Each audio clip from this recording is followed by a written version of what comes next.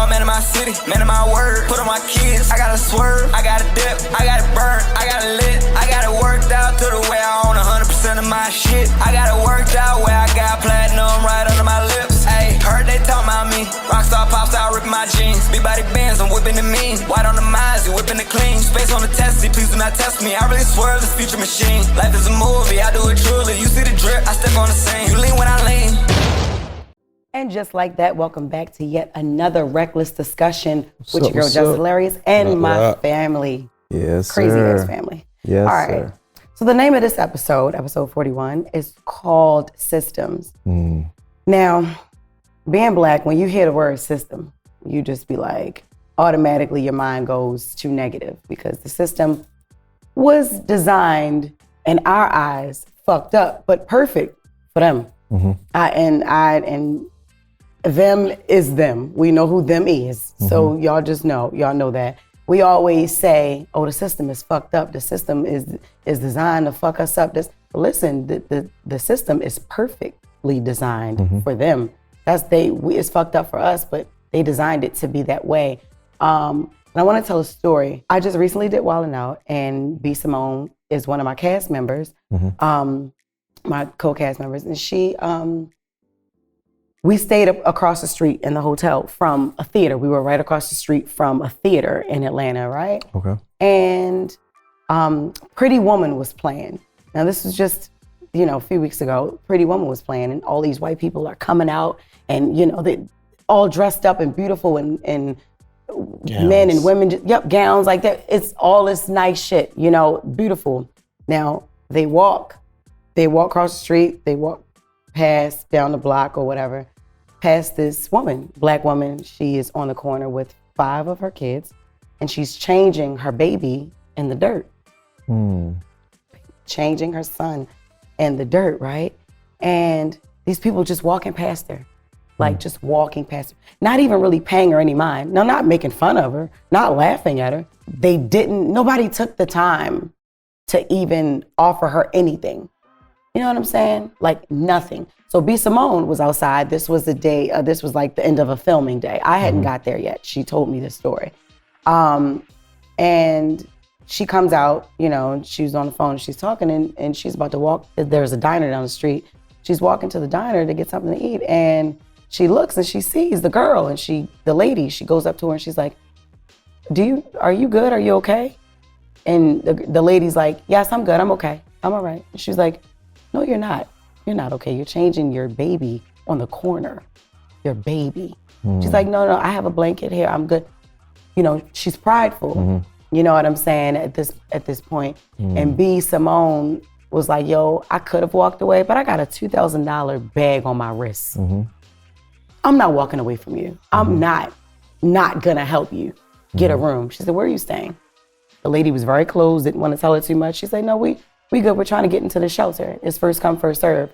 I can't move from right here because there was a shelter on the other side of the corner. I can't move from right here. If I move, I may lose my spot. So she's like, but it's cold. Like and it's not cold, but it was chilly. Right. The babies didn't really have on any, she had 5 children. B. Simone was like, listen, fuck that. I'm staying at this hotel here. If they didn't come out to get you by now, you probably won't even get in tonight. Yeah. She got her a room for her and her children. Wow. You know what I'm saying? That's nice. B. Simone is that kind of person. Yeah. I just want to let you guys know she is that type of person. A beautiful spirit. And she got the lady a room. The lady was still kind of like, reluctant. She didn't want to take it. And she told her, she was like, why? Why are you being like this? Why are you so hard up? Like, I'm just trying to help you. I'm a black woman myself, and I cannot walk past you. Like, she said the last black person that tried to help me or told me that they would help me, they put me online. Now, this went viral, right? Y'all may even remember this. This went viral. They recorded her. The guy recorded her outside with her kids and started a GoFundMe, raised $19,000 and took it. He never gave her the money. So she said, I don't want to be another one of your viral moments. That's what she told B. Simone. And I know who you are. I know who you are. You're a celebrity and God bless you with all your success and everything, but I don't want you to put this shit online. I don't, because now when people see me, the people who did see that video, They think they got scammed. They think I'm the one that scammed them out of their fucking money. I didn't see anything from that. So that broke B's heart. Like, damn, you know, like who really would, how could you be that low?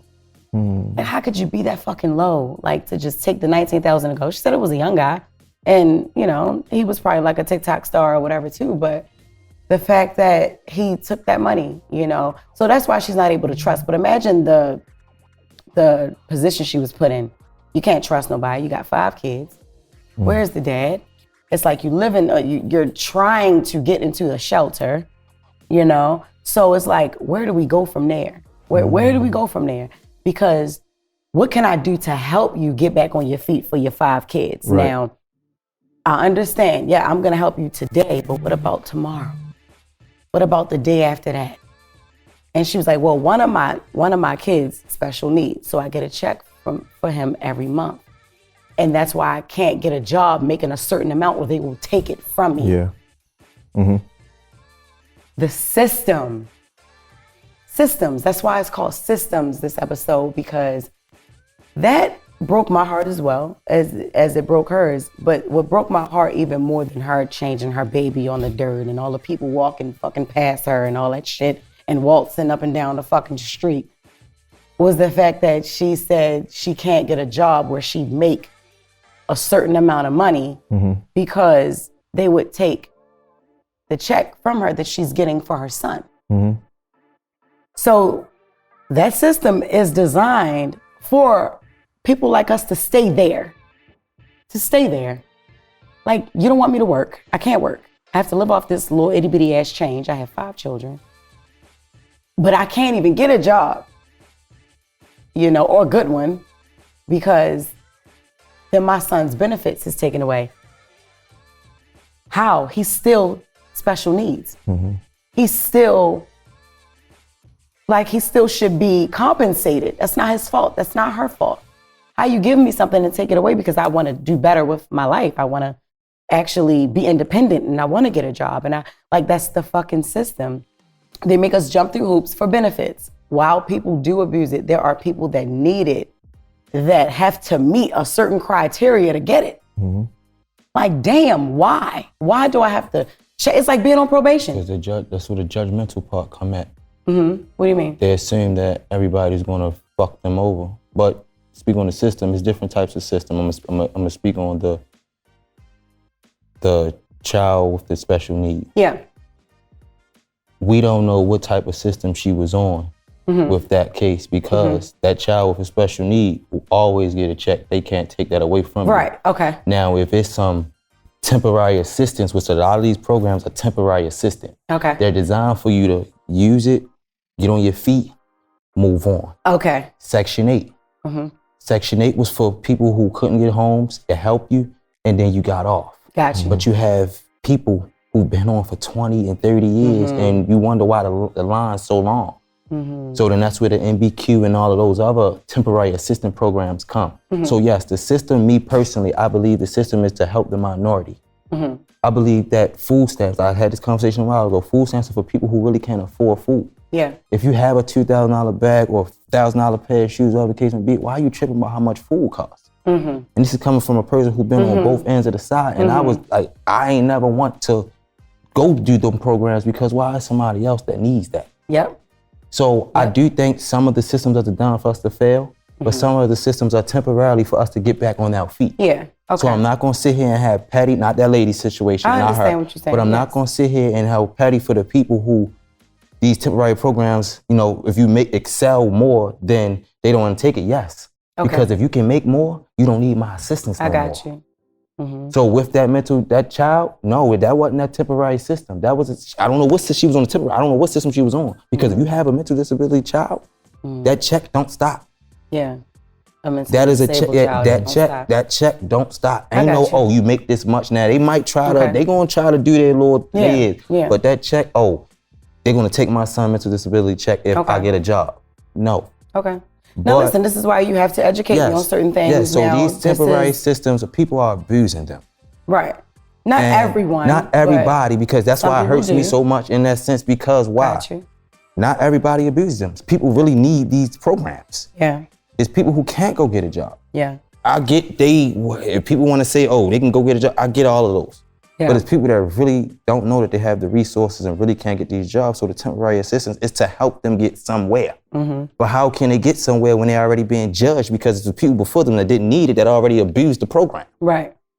You feel me? So it's like, even with the homeless, me personally, I feed homeless every day. I ain't put no camera in their face. Yeah. Because why? I put myself in my shoes. I don't like cameras in my face during certain situations. Yeah. You know, no disrespect to nobody who does it. But, you know, Why? it's hard. Why? What? Why? What capital gain are you getting? Yeah. You know, the conversation goes so wrong. You know, like we have them other systems where you be like, damn, I can't beat this system. But when it comes to these minorities and the people needing help, I believe that these people really need help. But they already judged.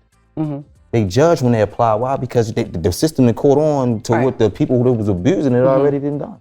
I had so much to say, but Rome he basically hit it like the system is really designed for temporary help. It's not a long-term thing. So, and I believe that it's designed to be uncomfortable to basically make you choose. Either we're gonna take care of you and give you the bare minimum, eggs, bread, and milk, or you're gonna get a job and be able to afford steak, lobster, and goat cheese. Yeah. We're gonna give you just enough to survive, but we also gonna put you in a tight spot so that way it gives you the utterance of wanting to go out here and get more for yourself. You get what I'm saying? So, and it's like, then it's not fair for people that do abuse it. It's not fair that they take the tax dollars of hardworking people who have to pay taxes, and now you taking care of.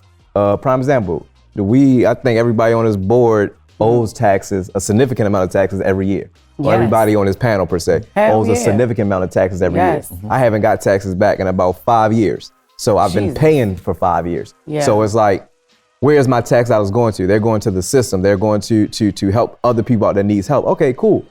But it gets to the point where it's like, I wake up some days and be like, shit, I wish my rent was $23. Yeah. But then the back of my head be like, what does $23 rent look like though? Yep. Where am I living? What do I have to deal with? I know people that had rent that was like that. And the stories that I would hear of the things that they had to endure would be like, yo, you hustling around to get, to have nice things into your house, and then you living in places where, the rental people coming in and stealing from you. You get what I'm saying? And then it's like, damn. It's like, what the fuck? Like, is like, and I know people that got to the point where they was like, yo, I can't deal with someone. Let me move my family up out of here. Let's just get out of here. You gonna get a job, baby. I'm gonna get a job. We gonna work. We gonna do what we gotta do. We gonna make it happen. Yeah. You see what I'm saying? So it's like, it's just a fucked up situation all the way around. Like, I understand her point, but then I understand the point of it's like, okay, so if that is a situation, why? And this it sounds so bad, but it's like, I will want to get a job. Yeah. I don't want a government taking care of me. Remember, there is a movie called Claudine. And in the movie Claudine, it's an old movie back in the day. I think the movie's made in like the 80s or something like that. And Claudine, the movie Claudine, the mother or whatever was dating a guy, but every time the social worker came, she had to hide the refrigerator. I mean, she had to hide the microwave, had to hide the toaster, had to hide the TV. She had to hide all the man stuff that was living in the house, because when they came, you couldn't have these things living in your house. Yeah. You couldn't have, all of those things. Like, you could only have the bare minimum. You had a stove to heat your food. You didn't have no TV. You couldn't have nothing extra. So it's just like, who wants to really live like that? Yeah. Like, who wants to stand in the line at a shelter? It's like, who wants to do that? It's like, okay, at what point do you say, all right, let me figure this out? Like, it's like, let me figure it out. Yes, you have, you got 5 kids. So it's like, well, how can I get a job? I got kids. I got special needs kids. Just that they're like Rome said, there's programs for everything. So it's like different things around it. But then on the same token, when all you have is your kids, you ain't about to finna let your kids just go nowhere else while you out here trying to get a job at the same time. So it's like, cause that's all you have. So it's like, and then you don't want, kids have the gift of gab. So the kid might be happy, excited, might be eating something that they not used to eating, and just get to talking. Oh yeah, we be standing in the lines at the shelters trying to get somewhere to sleep. Well, I haven't slept in a good bed and such and such. Now somebody's listening to that. Now they calling CPS taking your kid from you. So it's like one of them, damn if you do, damn if you don't situations. It's like, I want to better myself, but I have extra things that's connected to me that's really preventing me from doing it. Yes, the system is helping, but then they give me an ultimatum telling me, oh, you can only work 30 hours a week. And anything other than that, we're gonna strip you of all your benefits and you can't do this, you can't do that. So it's like one of them situations where it's just fucked up for the people, but then it's fucked up for the system. Like it's just like, yeah. So what do y'all think about gentrification? Gentrification is a term that they're using to bring them back into the places that they created for us. Is that bad or is that good in any type of way? It's up and down. When you gentrify an area, do you think it's bad or it's good? I'll give my spiel on it and then I will let y'all guys speak on it. I think it's good. I'm not gonna lie. I do think it's good. I'm not gonna say it's bad. I wanna say it's good and bad, but however, it's not. I think it's a good thing because you have projects that has been up for 100 fucking years. I'm talking about roach infested, rat infested. Like they don't do any type of renovation ever. Like, and then you have your people that are comfortable there. It's not a good look for the fucking neighborhood. Not when time is constantly moving. We have in Baltimore, we got McCullough Homes and we got Latrobe, we got Lafayette, we got Somerset. What is that? The projects, did I say that right? They just redid Somerset. Somerset, okay, yeah, they just redid it. That's Hopkins. Hopkins gentrified. And that's the part of gentrification. It's like, so what they're doing is they move those people somewhere else, right? They don't just keep them on the streets. They do move them somewhere else and they make, nice high rises or like better housing for what? The doctors? The doctors so they can be closer to work and all that type of shit like that. I honestly and truly don't believe that's all bad. Now, only thing I don't agree with is why the hell don't y'all just remodel it anyway instead of like pushing those people out? Why don't y'all just remodel? Like, why can't y'all just remodel it? Why? Because their rent is only $6. Not even that. It's like a stigma of people that live in the projects, and I hate this stigma because I done been in projects that project houses is immaculate. Like I mean, laid out, but it's like a stigma on people that live in the projects. So they tear up stuff. It's a project community. They fill with lead babies and this, that, and the third. Like a bunch of stereotypical shit. So it's like. They feel like they're going to tear up, so why are they going to put money into it and let them move back in? And that's my problem with gentrification. Right. You're going to redo an area that these people have lived in for years. These are these people's neighborhood. These are kids that grew up in these projects. This is their neighborhood. And now you telling them, as of such and such date, effective as of such and such date, you have to move out of here. We're going to relocate you all the way to fucking Glen Burnie or, in our demographic area. We're going to put you in the county somewhere. We're going to put you all the way out here. We're going to do this and we're going to do that. And it's like, why not just, if you're going to gentrify area, why not just redo it like you said and just let them be back in there? Why not have programs around how to keep a good home? You know what I'm saying? Like it should be other stuff. Don't just put somebody in the house and be like, oh, all right. Then when they tear it up, you mad at them. It's like you haven't taught these people how to keep home. You know what I mean? Like some people ain't grow up like that where they know how to keep a house. You see what I'm saying? So it's like it's so much different things. Like this conversation like this is just like whew, so many things. Yeah, because like I said, I don't feel that it's all bad. I don't think gentrification is all bad. I think it's a good look as time evolves. I think renovations and remodeling is very necessary. Yes. Only thing that I don't agree with, like you just said, is just let them move back in. But why let them move back in if they're fucking rent? They already ain't doing shit to what? They don't have jobs. Do they have jobs or they can have jobs. They can work. I think it's like they can't work over a certain amount of hours. Like things like 35 hours. Right. For 2 weeks or something like that. Like so, it wouldn't make sense to gentrify an area and put you back in there if you're not.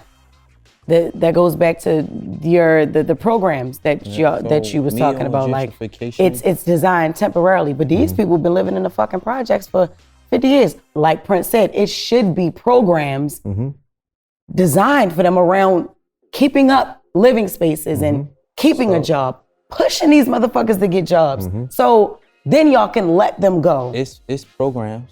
No, the program, when I say programs, I mean like it needs to be like a requirement. Yes. Like it has to be like, if you're not, and I know this sounds crazy, but no, again, it does not. The system is only for temporary to help you get back on your feet. Right. Like you said, right? Right. So my thing is that there should be, if you're not working during the day, your kids are in school, there should be mandatory programs that you have to do. Promise that when you go, and this is, when you go, if you ever went to a place that has timeshare, like Poconos or whatever. Massanutten. Yep. When you go there, in order to get a discount off of there, you have to get up at the crack of dawn, one of them mornings that you stand and go to a meeting. For 3 hours. For 3 hours. To get like a major discount off of that. And you don't have to sign up for the timeshare, but you go there. You see what I'm saying? And it's like, and it's almost in a sense like mandatory. You get what I'm saying? So it's like, they should have mandatory things that help people not reinvent themselves, but reintroduce them or introduce them into the real world of society. Because if you allow me to be comfortable somewhere, you know what I'm saying? It's like people that live with their mama. You know what I'm saying? That ain't paying no bills. So, yeah. Why I'ma go out here and go buy something and get my own place where I can just, you know what I mean, come and go at my mama's house for free and not pay no bills and drive a damn Bugatti or whatever, look good on Instagram. Yeah. You get what I'm saying? So it's like it's no force behind it. Like, you know, it's nothing. So if it's a program that helps them do these things, it'll help them be able to take care of where they're going to the next step. Right. And have a deadline. So I'm not against the gentrification as far as a materialistic aspect. I am. But if you're going to gentrify housing, I'm sorry, but if you're going to gentrify housing, gentrify the people too. So yes, it should be a requirement for those people to go to those programs. That's what I mean. But then the other problem is, I can't get to the program. Right. So if you can't get to the program, then it becomes, you lose. How you can't get to a program if it's like, if the program would be every project community had a rec center or a meeting hall in their project community. There's no way that you can't walk down there to get there. Hypothetical conversation that people, as us being people, would try to make up. But it wouldn't be no hypotheticals. People, there's rules and regulations to life itself. Correct. But if that was the case, if it was that simple, then we wouldn't be having this conversation. No, we wouldn't. Absolutely. So what I'm saying is, if you're going to gentrify the neighborhood, we the people, we make the neighborhood. You can't gentrify the neighborhood. You can't gentrify the neighborhood unless you want to be gentrified. So if you're going to gentrify the neighborhood in a materialistic aspect, meaning you're gentrifying the housing, now gentrify, put more effort in gentrifying the people. Monument and Caroline Street. Leicester Morton Courts, Somerset. They just just redid the Somerset. Okay. They redid that, Okay. but Hopkins is right here. Gotcha. So me thinking, I know why they re-gentrified it, but they still come with the same thing. It's not a high income thing. Right. So I said, I liked it that. What they doing is they moving the people, they moving the people out of these locations and sending them somewhere else to fuck up. Yeah, that's like Edgewood. Edgewood used to be a nice, high commodity area. But why are they fucking? This is my argument. Sent the people. Why are they fucking up when they go somewhere else? Why? Because they wasn't taught. Correct. So in order to be gentrified, you have to want to be gentrified. This is why I said that I think that the program should be mandatory.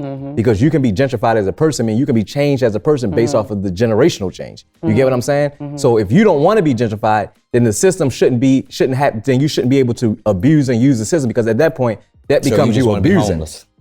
That you have to, but that's where they end up. We don't like to go to work and pay bills. You don't want to be on road touring all the time. Like, you love your fans and your supporters, but you don't want to be you want to be home with your son, enjoying time with your son. But you can't pay your bills if you don't go to work.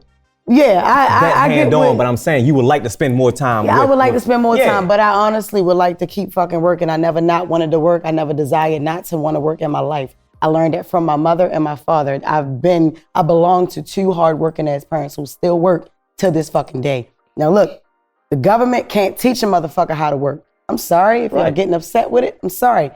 The fucking the motherfuckers who's gentrifying, they can't teach my grandmother how to fucking work. They can't teach. Nope. That ain't their job. That's not their job.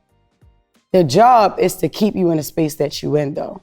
That's what the fuck their job is. Not to see you get better, not to help you get better or nothing. But these are things that the government ain't supposed to fucking teach you. You feel what I'm saying? Like, I don't know. So still, the system is designed a certain way that benefits one spread of people than others, but it's still things that we have to take accountability for ourselves to do. Like you said earlier, so we won't have to be on this shit. So I don't have to get, you know what I'm saying? So, you know, it's very, very iffy, but it's like, if y'all live in Latrobe and we want to redo Latrobe and we want to put y'all, send y'all asses out of Rundle Mills or whatever the fuck it is, and y'all gonna fuck up out there and y'all do, that's on y'all. Like, that's just what y'all do. Y'all not in the city doing it now. That's just it. Like, get better with the shit. Like, help people. They ain't gonna do it. So like, look at why we don't help our own? Look at credit. Look at credit. Remember when we was growing up, you ain't had to have a major credit card to rent a car. You don't have to have credit really to do so much. And nowadays, like, you can take $500,000 to a black person, can take $500,000 to buy a house, and they'll take the person with the 800 credit score. Why? Because in the long run, they're gonna get more money off of it. But credit is, we caught on to what they was doing. We caught on, and then they changed the shit again. So it's just like that. If we get it, honestly though, it's fucked up. But if we do make them programs for these people to learn how to live, where the fuck that's gonna lead them? They gonna be scratching their head. So it go back and forth, man. Like, and that's why they ain't think of it, or maybe they did. They just don't want to do it. They don't want to empower. That's a no fucking brainer. Yeah, it's a sensitive topic. It should have been done. They don't want to do it. They don't want to do it. So there has to be programs that we create like that. You know what I'm saying? So we can stop having to depend on them. I like how you said that, programs that we have to create as us, like a race. Like we need to help each other. Yep. So whereas though gentrification won't even fucking matter to us no more. It won't matter.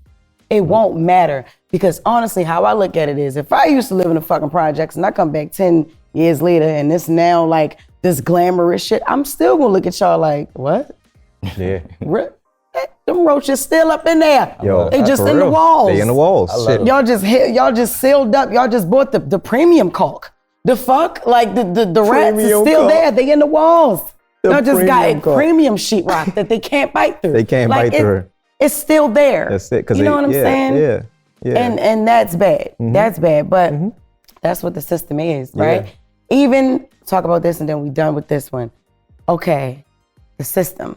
We have people that get sentenced for drugs, 40, a minimum of like 30 years. Crazy. To life for drugs. For drugs. And then you have cops killing innocent people, or just people killing innocent people, or anything. And it's like, yo, they get mad at us when we say shit like, we'll see a trial and motherfuckers go to jail and like what Derek Chauvin, the guy who actually killed George, right? Yep. He got like what the fuck he get? He had I don't remember the exact He didn't get life. He didn't. He got like a little time, and then he filed an appeal or something. And then so he didn't even get life. Let's just start there. He didn't get life.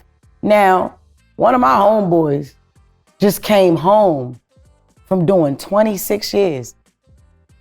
Just some drug shit. Never killed a nigga in his life. 26 years because he was caught selling drugs. And this was back in the day, because he, you know what I mean? He did 26 years in jail. He got locked up when he was 16. You was 16, you did 26 years in jail, so you like, 40 something now, but it's like, damn. For some drugs. They took 26 years of your life away because you was selling drugs. Now, selling drugs is not great. It's not good. It's frowned upon. What you mean to tell me, if I was white, I wouldn't even, you know what I mean? I probably wouldn't even make it to trial. I mean, I would just plead insanity and I'll be off. I'll be home in a few years, Like, the system is fucked up, and it's more than one system. That's why the episode is systems. Yeah. They don't give a fuck about us. No. They don't. No, they don't. It's just, it's just they. Listen, I'm gonna do you one even better. Even fucking agents. And then we're gonna get out of here. Even agents, because I'm talking about industry now. I was signed to a black agent at first. Listen, this woman, hardworking fucking agent, she was trying to get me in movies, get me here, get me there, get me. They wouldn't. They wouldn't cast me. You know what I'm saying? And the reason would be, oh, she's social media, she's green, but but they would go to the agents with the white talent first. Bitches can't even act. Ain't no seasoning even in the acting. And y'all casting this. Not bland chicken and bland. Yeah, bland acting, bland chicken. Not saying white people can't act. I mean, we got motherfuckers that can act in every race, but goddamn. So it was who was representing them. And then, it was who was representing them, yep. And then signed to a white agent. Now these motherfuckers get me money. I'm talking about, get me some money. Now, still couldn't cast me in a big movie. Yeah. Now, I know I did Rel, I know I did sitcom. I got that shit myself. Right. Nobody did that for me. Not my manager, not no agent, not my assistant. Nobody got that for me. Laurel told me he was doing a show. I auditioned. I sent in a self-tape. I didn't get the part. They gave it to another girl. I did it again. I flew there, did it again. They was like, yeah, we want her. Yeah. You know what I'm saying? When you jumped through fucking hoops, they didn't even pick me. They picked somebody else. And they obviously, you know, God bless her heart and all her parts, but she didn't do good. Right. I re-auditioned again. They took too long to respond. I flew there. Again, in your face. Here you go. Yeah. Got the part. Like, now, last thing I'm gonna say about the white agent. Master P was trying to get me to do a movie. It would be movies that, like, I would be out and I would see casting directors and be like, oh, Jess, I've been trying to, you're black. I've been trying to get, your agent said that you would be too busy to do my movie. Like you, Jess, I've been trying to get you, but it's girl, you know they don't like working with us, but I never even heard of this. I never even knew this. I'm sorry. Y'all not getting me shit. Yeah. But turning down black roles, black films, black owned films, black creators. They don't give a fuck about us. You, and that, one thing that I noticed about that, like with gifts and talents, if a lot of people have a problem with seeing your growth outside of what you already mastered. You mastered the stage. You mastered being a stand-up comedian. You mastered being, internet, and I hate to say internet sensation, but you mastered mastering your platform online. I like that better. Thank you. So it's hard to be like, for years, I cut the hair for 17 years. So it was hard when meeting people. It's like, even to this day, and it'd be like, for me, it'd be like, please stop asking me like when I'm gonna cut hair again. I'm not, like, that's it's just what it is. Like, I moved on from that. I have other things that I'm able to do, like, except that I'm able to move on and endorse what I'm doing, especially if I'm good at it. And the problem is that people will keep you in the box, even it's like a system. They will keep you in and be like, if it ain't broke, well, you ain't gonna fix it. You making boo-hoo dollars doing stand up. Why you want to deal with this acting stuff? Like, why you want to corrupt your schedule with that? Why am I limiting myself if I'm all around a full fucking package? I got more to offer than just standing on stage telling jokes. I mean, that's my passion. But I don't only, who said you only gotta have one fucking passion? Closed-minded people. That's it. Like broke the rich. You I'm gonna say that. Look, you looking? No, I'm trying to. You broke one day, right? Yeah. Shit happens overnight. Yeah. Some shit can happen overnight. Yeah. Couple months later, man, you rich. Rags you was just broke. Yeah. All right, that's in the past. But I ain't no more. I'm getting money. I'm getting money. Like, you know, when you working in the working field, you got a couple jobs. Oh, you must need this money. What does that matter? Yeah, I do, because I have a lavish lifestyle. I need just like you need yours. Nobody is going to be successful and get where you're trying to go, especially with a 9 to 5, with just one 9 to 5. Like, people can't, like, that shit be crazy, man. That's and then a lot of people these days, because socials have done this, it's like it's not cool to have a job. A traditional, to have a 9 to 5. It's not cool to go to clock in. It's not cool to have pay stubs. It ain't cool when to you have fucking a fucking need 'em. bars. It's like, okay. So say if the internet die, now what, bitch? Now what? Oh, you gonna be filling out applications. It's back to where the fuck you was before. We were able to create incomes off of social media. Yeah, I agree. You know? I agree. And with that being said, we're gonna end this episode because I think we dropped enough knowledge on y'all asses. You know what I'm saying? But basically, strengthen those who strengthen you and strengthen your own fucking people. You know what I'm saying? Help those. I know there's someone in your family who you know, is maybe struggling or whatever. I'm not talking about giving money. I'm talking about just give wisdom where you can. Give wisdom. Because these days, that's what a lot of people lack, wisdom. Like a lot of people's definition of wisdom is so far from what it actually is. So it is what it is. But we've come to yet another end of another reckless discussion with my crazy ass family, y'all. I love you guys. We out. And in my deepest pan voice, peace.